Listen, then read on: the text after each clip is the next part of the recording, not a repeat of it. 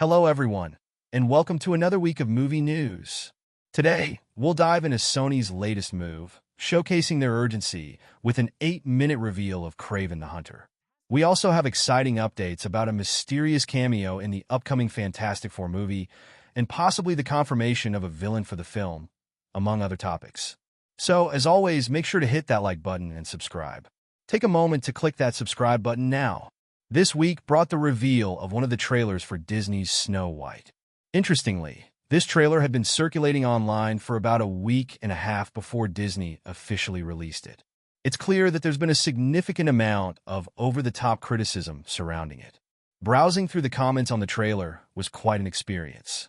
While I recognize the exaggerated backlash, I find myself hesitant to be overly critical. However, upon reflection, it simply doesn't resonate with me. There are several positives to note. I genuinely appreciate the colorful and vibrant aesthetic of the world.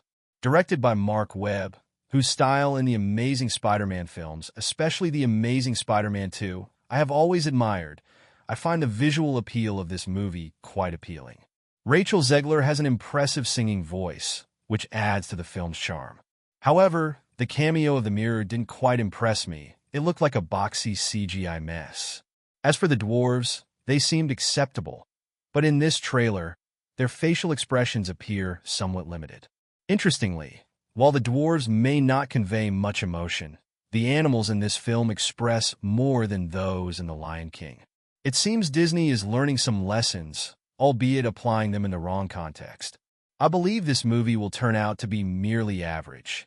Yet due to the rising negativity online, it will likely be labeled as the worst film of 2025. I'm curious to hear your thoughts on the trailer. This week, I was taken back when I discovered that Sony had unveiled the first 8 minutes of Kraven the Hunter. Even more surprising is that these 8 minutes have been available to the public for some time now, and yet I haven't seen much buzz. No screen grabs or notable moments circulating. I'm not sure how many people have actually taken the time to watch it. I won't give anything away, but if you're interested, you can find it on the Sony YouTube channel. The movie is set to release in about a week, and what stands out to me is how hard they are pushing for audiences to attend. It's expected to debut with lower numbers than Morbius, which says a lot. I'm really curious about the aftermath of Kraven's release. Will there be more spin-offs approved, or is Sony ready to move on? To be honest, their experiment has had some success, particularly with the Venom series, but now viewers seem to be wise to it, thinking, if it's not a Spider-Man movie, I'm not interested. If you took the time to watch the 8 minutes, what were your thoughts? And for those who skipped it, I understand that perspective. Sticking to the comic book trend with the launch of the DCU. This week marked the arrival of reviews for Commandos, which is being touted as the kickoff for James Gunn's DC Universe. I haven't had the chance to watch the episodes yet, but I will be sharing my thoughts once the season wraps up. It seems evident that this project was initially assigned to James Gunn, and during its development, he was appointed as the head of DC Studios. Naturally, he will label it as part of the DCU, but I suspect the connections will be rather tenuous. People are definitely enjoying it, which isn't surprising. Upon its initial release, it received a perfect score of 100%, and now it hovers around 93 to 95%. Most reviews highlight what we anticipated. It's exceptionally well-crafted, funny, filled with action, and features strong character development. However, some viewers are noting the James Gunn formula.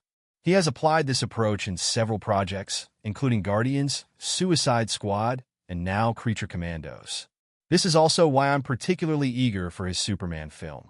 I suspect it will diverge from his typical action-oriented, ensemble superhero narratives. I personally hope Superman is really in the center of the movie and doesn't get sidelined with all the characters in there. Hopefully we also get a lot more on the character of Clark Kent. But back on topic, I have to say, this does spark some excitement in me to watch Commandos. While I'm confident it will be great, I'm really looking forward to Superman as the official kickoff for the DCU. Now, I turn it over to you. Commandos is receiving fantastic reviews as the first entry in the DCU. Does that make you eager to check it out? Or are you planning to hold off for Superman? Now, talking Fantastic Four, there have been a lot of developments. So, to give a little context of what's happened over the last week to catch you up, There was a video that was posted on the internet of Fantastic Four crew members covering a secret crew member character. We all assumed it was a cameo they didn't want the public to see, hidden under a blue jacket. Additionally, there was a photo circulating of Pedro Pascal next to somebody at the Fantastic Four wrap party, with that person's face blurred out. Everyone has been guessing it was either Robert Downey Jr. with his first look as Dr. Doom on the set of the Fantastic Four, or maybe even Chris Evans or Tom Holland. This was because the chin was left exposed, and people started to connect the photo with certain individuals. However, the mystery person in the photo was also drinking a beer, which completely ruled out Downey and Tom since they've been sober for a long time. This sparked other guesses and comments that pointed out it could be one of the Legacy Reeds returning. Based on a video earlier this week made by Eric Voss over at New Rockstars, his team thinks they've correctly identified this mystery character by the size of his feet and the stubble on his chin as Ioan Gruffudd returning as Mr. Fantastic, basically making a multiverse cameo during Fantastic Four. They also suggested this possible Legacy appearance could serve a purpose to the story, with the Council of Reeds potentially making an appearance featuring Ioan Gruffudd, Miles Teller, John Krasinski, and Alex Hyde-White. But this is where I throw it off to you guys. Who do you think this mystery cameo is going to be? Now, additionally, on the topic of the Fantastic Four, we now know for a fact a villain that will be appearing in the film, Mole Man. This was confirmed in the coolest way ever. I can't show anything because of copyright reasons, but some cave explorers discovered an allegedly abandoned Marvel set for the upcoming film. It actually felt like they were filming a horror movie, and the cave is huge. Additionally, during the video, they showed a map of the caves and where Marvel was filming so they wouldn't get lost.